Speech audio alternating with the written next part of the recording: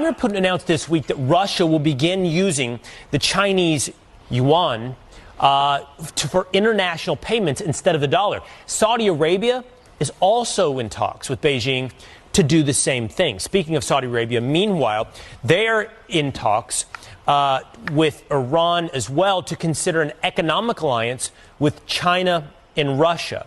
And they can even be joining the BRIC countries, which is an acronym for these countries here, Brazil, Russia, India, China, and South Africa. These countries all have emerging economies. So what happens if our economy and the U.S. dollar are no longer the world's dominant currency? Former Assistant Treasury Secretary and host of the Monica Crowley podcast, Monica Crowley, is here to weigh in. Monica, great to see you this morning. Let's start right there. What happens if these emerging economies move away from the U.S. dollar towards the Chinese yuan?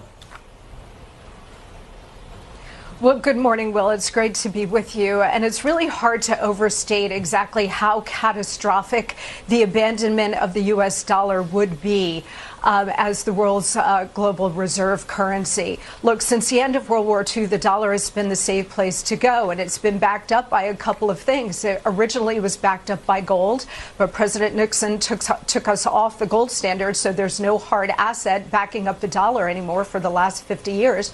But also it's been backed up by the strength and economic power of the United States and the fact that oil has always been traded in dollars.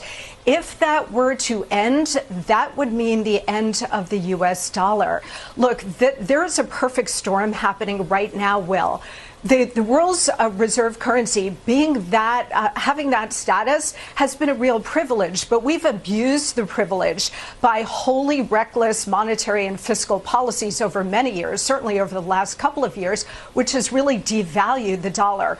On top of that, now you do have this perfect storm of Biden's weakness, his war on American domestic energy production, the Ukraine war, and as you point out, because of all of these things, we've got America's enemies led by China forming a new economic bloc.